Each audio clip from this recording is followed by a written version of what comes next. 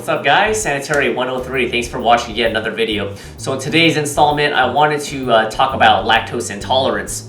Now, I personally am lactose intolerant and know the challenges that one faces being lactose intolerant. So I wanted to talk about some things that you can do to minimize the side effects of being lactose intolerant. Now, before I go over these tips, I want to briefly talk about lactose intolerance. So what exactly is it? Well, I'm going to try to keep this as basic as possible because I don't want to bore you guys and gals. But basically what happens is a person who's lactose intolerant, they lack an enzyme, a specific enzyme called lactase.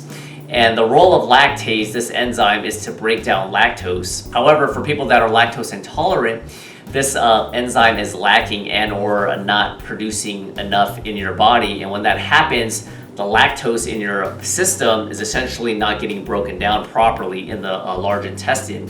And when this occurs, that's when you have all the symptoms of being lactose intolerant, such as bloating, cramping, and the real pain in the butt, no pun intended, is diarrhea. Also, it's possible to develop lactose intolerance as you get older. It's actually pretty common, and also among certain races such as Asian descent can be a little bit more prone to being lactose intolerant. So how do you know for sure if you're lactose intolerant? This might be something you might be thinking about. And if you want to get technical with it, you could go to the doctor and they have a couple of tests that you can do. And one is like a hydrogen breath test.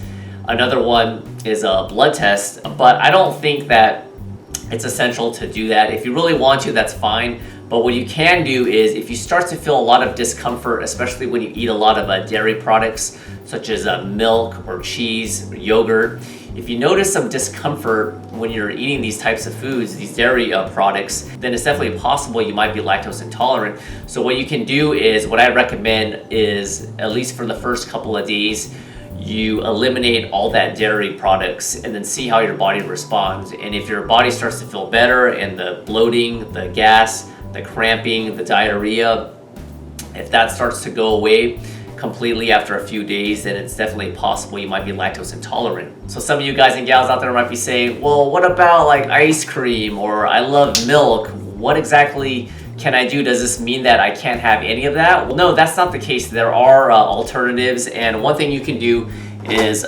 before you have something with dairy, you can try some Lactaid right here. It's just like a little bit, or a little pill. I'm not gonna open it, but it's just a really small pill. And you pop one of these, and I don't use it that often, but you can pop one of these right here. You get this at any store before you have some dairy. Another thing that you could do is, like for me with milk, I buy lactose-free milk. So that's another option. And I do recommend you still getting some dairy, but using some products, because one challenging thing is that if you eliminate all dairy altogether and you decide not to use Lactaid or lactose-free type milk or food, what's going to happen is you're going to be deficient in calcium and vitamin B and also vitamin D and other things. If that's the case, just make sure that you get a lot of leafy greens, collard greens, salads, broccoli, kale, stuff like that, because if you eliminate dairy altogether, you're going to be deficient in these essential vitamins and minerals. So you want to make sure that you make up for that through eating a lot of greens and also maybe taking a supplement or a multivitamin. One last important point I wanted to make before I depart is that there are varying degrees of being lactose intolerant. For instance, with me, I can get away with drinking a little bit of milk with some lactose or having a little bit of ice cream. But when I do it for multiple days, and it's happened to me where I went overboard, that's when I had a lot of problems. And there's an interesting chart that I found on webmd.com, and let me go over it real briefly. So according to this article, it says that most people can have about 10 grams of lactose each day. So you have a little bit of wiggle room, so to speak. Some people have a little bit more, some people less. But the general guideline is 10 grams of lactose.